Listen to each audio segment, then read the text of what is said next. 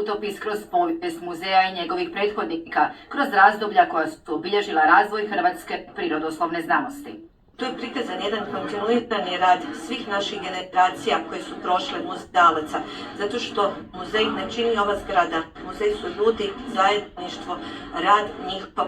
Fotomonografija nam priča jednu lijepu kronološku priču o jednom od najvećih muzeja u Republici Hrvatskoj, isto tako jednom od najstarijih, a koji baštini 1,34 milijuna predmeta, od kojih su neki prikazani upravo u poglavlju koji smo posvetili temelju našeg muzeja, a to su zbirke. Njih čak 120, od minerala i fosila do prepariranih životinjskih vrsta koji su nekada bili raspršeni u čak 3 muzeja. Ideja da se formira muzej koji bi bio Hrvatski prirodoslovni muzej dala je mogućnost da se 3 muzeja, zoološki, mineraloško-petrografski i geološko-paleontološki, 86. mislim da je to bilo, spoje u jednu ustanovu i kao takvi počnu djelovati. Fotografije su djelo 19 autora, a monografija obuhvaća i cjelokupnu dokumentaciju projekta obnove vrijednog više od 30 milijuna eura, od štete nakon potresa do realizacije. Svaki susret sa predmetom koji je star nekoliko miliona ili više tisuća ili stotina godina je vrlo uzbudljiv, a na fotografu je ne samo da dokumentira, nego da zapravo i prikaže to na način drugačiji, nevidljiv prostom oku. A zadatak muzeja ostaje slijediti i unapređivati svoju viziju koja Palaču Amadeo pretvara u moderni centar znanosti, obrazovanja i kulturnog turizma. Malo je što plemenitije od onog kad djeca pomažu djeci. A baš jedna takva priča spaja male volontere Splitske osnovne škole Lučac i jedno sirotište u Keniji. Djeca iz najsportskijeg grada na svijetu pokrenula su veliku humanitarnu akciju prikupljanja sportske opreme, odjeće i rekvizita za svoje vršnjake u dalekoj Africi.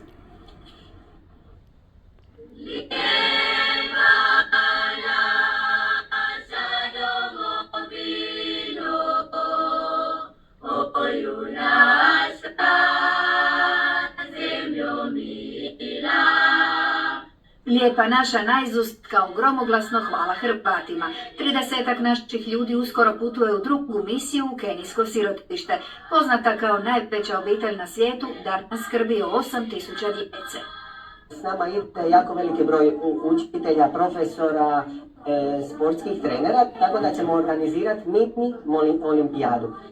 Svaki dan ćemo imati oko 200 djece s kojima ćemo organizirati različite igre i različita natjecanja. S tatom Mlavom putuje i njegova lavica Lara, rođena u jednoj misiji u Tanzaniji. Prvi se put vraća na rodni kontinent. Tamo ću pomagati djeci, biti s njima i vidjeti kako žive. Krajnji je cilj hrvatskih pomagača darovati kenijskoj siročadi sportski centar. Zato se ovih dana u splitsku školu Lučac ne dolazi bez lopte, reketa, dresa. Djeca se vole osjećati korisnima, vole raditi nešto što će biti na dobrobit kako njih, tako i drugih i društva općenito. Baš onako mi je drago pomagati drugima, osjećam se nekako i sigurnije i bolje i stvarno je to najbolja vrlina na svijetu. Djeca s Lučca već 8 godina neumorno pomažu potrebitima.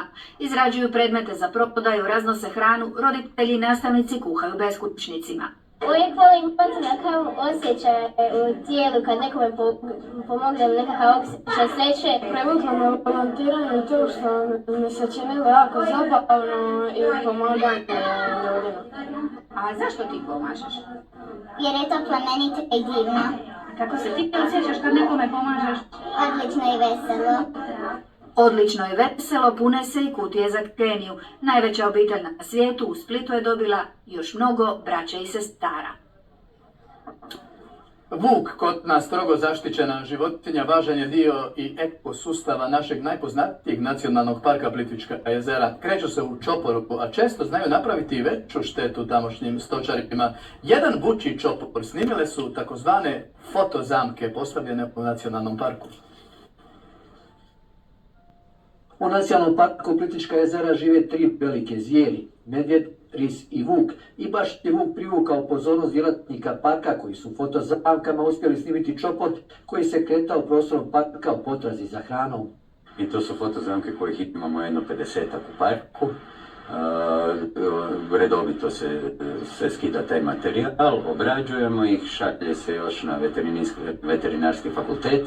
Time se prati broj jedinki i koje sve životinje žive unutar parka. 80% parka je netaknuto, odnosno čine i šumska područja koje su prirodno stanište divljih životinja. To je zatvoren ekosustav u kojem životinje mogu mirno i sigurno živjeti. I do sad smo objavili divlje svinje, sad smo objavili vuka i radimo na tome da jedno svakih 15 dana izbacimo novu životinsku vrstu. Jer je zanimljivo je stvarno vidjeti kako one se u prirodi ponašaju. Mnogo je projekata koje park provodi za zaštitu životinja, pa se povremeno stavljaju ogrlice na određenu vrstu životinja kako bi se pratilo njihovo kretanje. Trenutno se radi monitoring nad divljom mačkom i nad zecom, a proteklih godina i desetljeća smo vodili na ove 3 zvijeri, ali i niz drugih životinja. Opasnost od susreta divljih zvijeri i posjetitelja parka je minimalna, kažete nam ravnatelj, jer sve se velike zvijeri drže podalje od ljudi. No taj luksuz nemaju stočari, iako, kaže nam gospodin Ramljak, u posljednje 2 godine nisu pretrpjeli veliku štetu od vukova.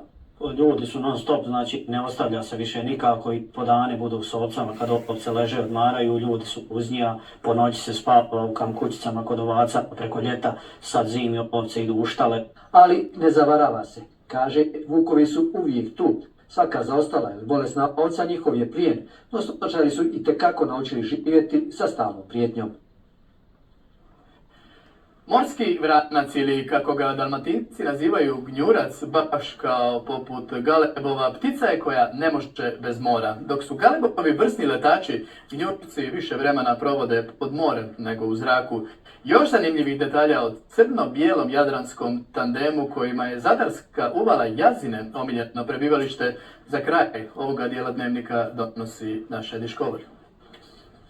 Ovo je ptica koja više roni nego leti, a kad i poleti, jedva da se od mora odlijepi i opet brzo sleti. Ima ih 11 komada. Pod morem brže pliva nego većina riba. Dah dovoljno dugo zadrži da zalogaj svoj uloviti. Znaju biti pod morem i više od 2 minute.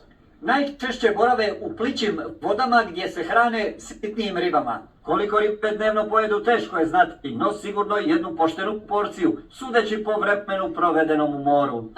Više ulove ribe nego neki ribari. Progutat su u stanju i oboritu i ribu plavu. Gledala sam na nekom dokumentarcu, mogu stvarno veliku ribu pojesti. Omiljeno im je opitavalište Zadarska uvala Jazine, a i malo šire. Kad se roneći umore, pokraj mosta izrone, Zadrane pozdrave, pa opet zarone. Nema i jedino ljeti zato što ih kupači rastjeraju. A kad se stvarno umore, iz mora iskoče, ne baš uvijek iz prve, blizu, a opet podalje od ljudi stanu, prema vjetru krila rašire, jer vrijeme je za kompletno feniranje. Uživaju na suncu i suše krila. Najčešći su im kompanjoni galebovi, ne čudi, jer i simboli Dalmacije više od života vole ribu i more. Gnjurci potiraju galebe jer su njih veliki rivali i jači su. Bijelo-crni tandem za ribe strah i trepet, dok galebovi vrebaju od dozgo, oni love od dozdo, pa su zaslužili zajednički odmor, dok se jedni ne vinu opet u plave visine, a drugi zarone u modre dubine. Slijede sportske minute